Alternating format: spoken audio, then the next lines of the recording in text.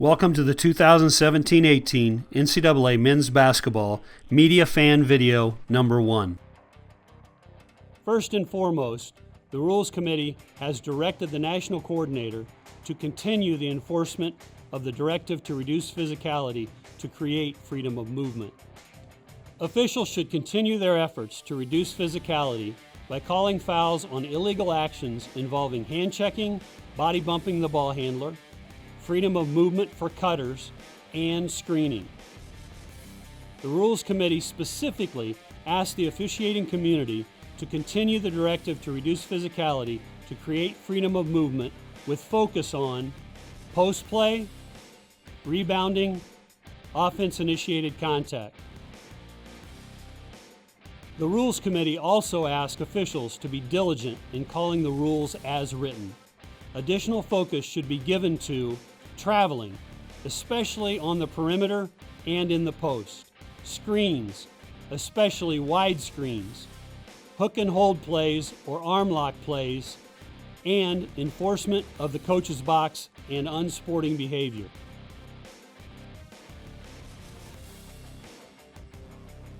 While progress was made last season, the Rules Committee highlighted the need for specific attention to reducing physicality in the post and during rebounds.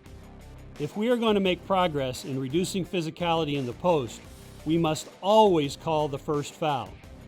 The post-play physicality must be addressed this season. Number 20 Red catches the ball in the post and is aggressively defended by number 22 White. 20 Red backs 22 White down from the second lane space to the restricted area arc. 20 Red body bumps 22 White 3 times in the process. The center official has a great look at this play. This is an offensive foul on 20 Red. This type of physicality must be called a foul. Call the first foul.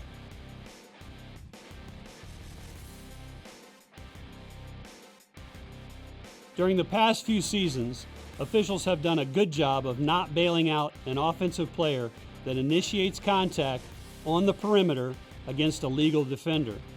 In addition, officials have done well when defenders legally wall up at the basket. This season, we will increase our focus on offense-initiated contact on drives to the basket down the free throw lane lines. Offensive players should not be rewarded when they initiate contact with a legal defender. This type of play should result in either a no call or, if egregious enough, an offensive foul.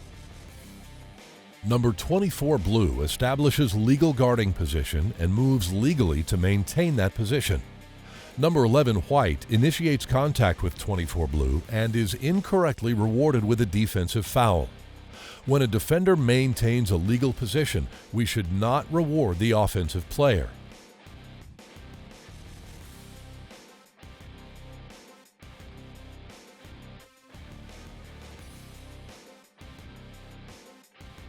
Officials have done a respectable job of requiring screens to be stationary.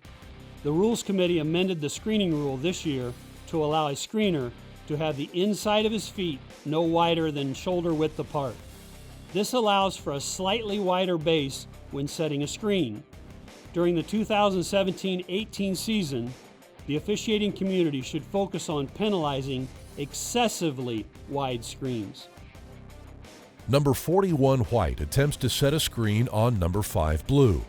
41 White's feet exceeded the screening limit. When contact occurs, this is a foul on 41 White. Officials should not split hairs on the width of the feet. However, when it is obvious that the screen is too wide and contact occurs, call an illegal screen.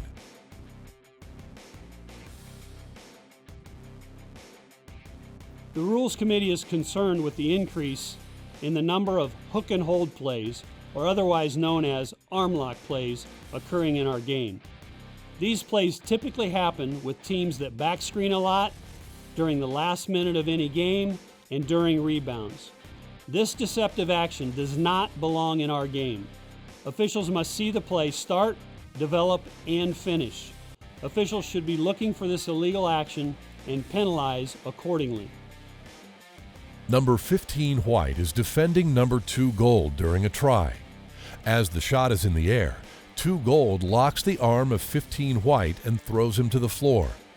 2 Gold was correctly called for an offensive foul. Because of the leverage 2 Gold used, this play could also be considered a flagrant 1 foul. This type of arm lock play must be eliminated from our game.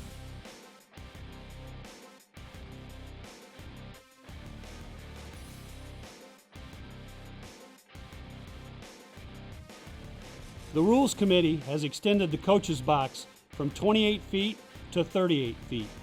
This should allow a coach to coach his team at the other end of the floor without leaving the coach's box. The Rules Committee was emphatic that with this added space, coaches should not be out of the coach's box without penalty. Officials should strictly enforce the coach's box rule. When a coach is clearly and completely outside the coach's box, officials should first issue a warning and subsequently issue a Class B technical foul. If all officials will consistently enforce the coaching box rule, the coaches will adjust and comply with the rule. Additionally, the Rules Committee asks that officials continue to penalize unsporting behavior. The Rules Committee has established a type of foul known as a loose ball foul. This includes team control fouls which occur during a loose ball, such as a fumble, a deflection, or after the release of a ball for a try. This does not include team control fouls when the ball is passed between teammates and there is no deflection. Number 5 White drives toward the free throw line. Number 25 Red defends the play and deflects the ball away. Subsequently, 5 White fouls 25 Red. In previous seasons, this was a team control foul and no free throws would be awarded. During the 2017-18 season, this is still a team control foul, but it will be considered a loose ball foul. And if the red team is in the bonus, they will be awarded free throws. The Rules Committee has amended the backcourt rule to allow either team to obtain the ball in the backcourt after the ball has been deflected by the defense. It no longer matters who was last to touch the ball on a deflection. Last season, the official was correct in calling a backcourt violation on number 2 Red. He was the last to touch the ball in the front court and the first to touch it in the backcourt. In 2017-18, this play will be officiated differently. 2 Red throws a pass that is deflected by number 4 White. 11 White attempts to touch the ball, but number 2 Red gets a hand on it prior to it going into the backcourt. 2 Red did not clearly control the ball after the deflection in the front court. This year, either team may go into the backcourt to obtain the ball after a deflection. The Rules Committee has established 2 throw-in spots in the front court for all fouls and violations by the defense when the offense retains possession. All throw-ins in the front court will use the line of demarcation shown in this diagram. If the foul or violation occurs inside the line of demarcation, the throw-in will occur at a spot 3 feet outside the nearest lane line. If the foul or violation occurs outside the line of demarcation, the throw-in will be at the nearest 28-foot hash. This includes following all charged timeouts to the offense. Note, on out-of-bounds plays caused by the defense in the front court, the ball will be inbounded at the actual spot where the ball went out of bounds. Fouls, violations, and out-of-bounds plays in the backcourt will use the line of demarcation, but will take the ball out of bounds at a spot nearest to where the foul or violation occurred. Number 15 Blue fouls number 5 White, since the foul happened outside the line of demarcation. The ball will be taken out of bounds by White at the nearest 28-foot mark. After number 3 Green deflects the ball out of bounds, the ball will be thrown in on the actual spot where the ball went out of bounds. This new rule does not affect out-of-bounds plays caused by the defense. After number 2 Green lands out of bounds, the ball will be thrown in on the actual spot where he landed out of bounds. On this play, the ball will be inbounded in the corner on the baseline. The Rules Committee has amended the shot clock rule. When a foul or a violation is committed by the defense and the ball is to be inbounded in the front court, the shot clock will be reset to 20 seconds or the time remaining on the shot clock, whichever is greater. This includes a kicked ball, which previously required a 15-second reset.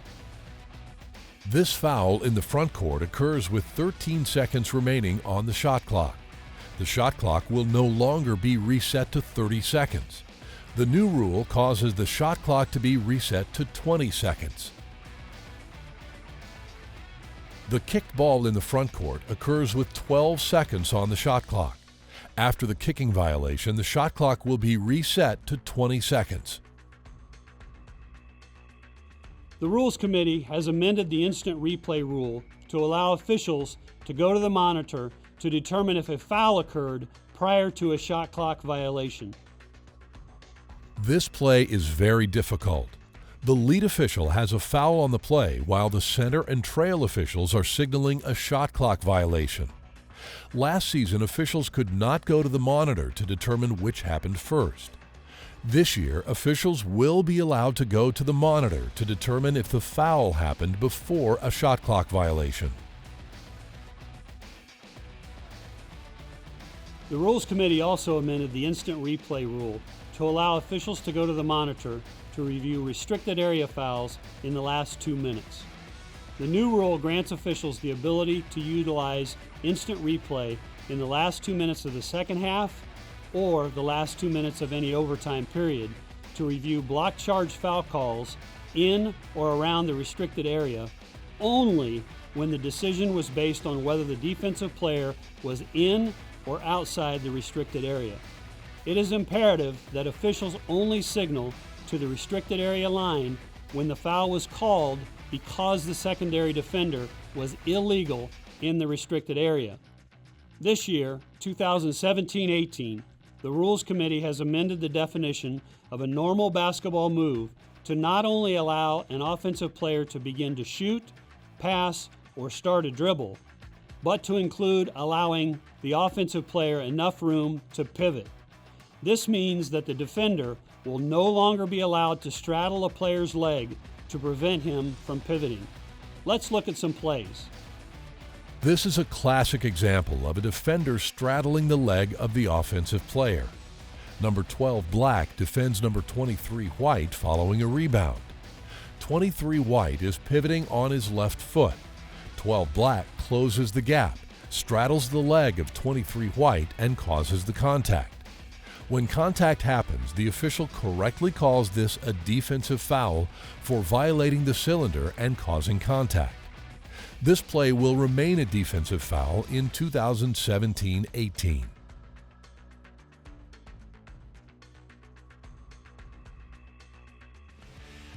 Bench decorum continues to be a concern nationally. It is important that officials consistently apply the bench decorum rules each and every night. We also have to remember that coaches are allowed to spontaneously react to plays. Please review Appendix 3, Officiating Guidelines, Section 1, Bench Decorum.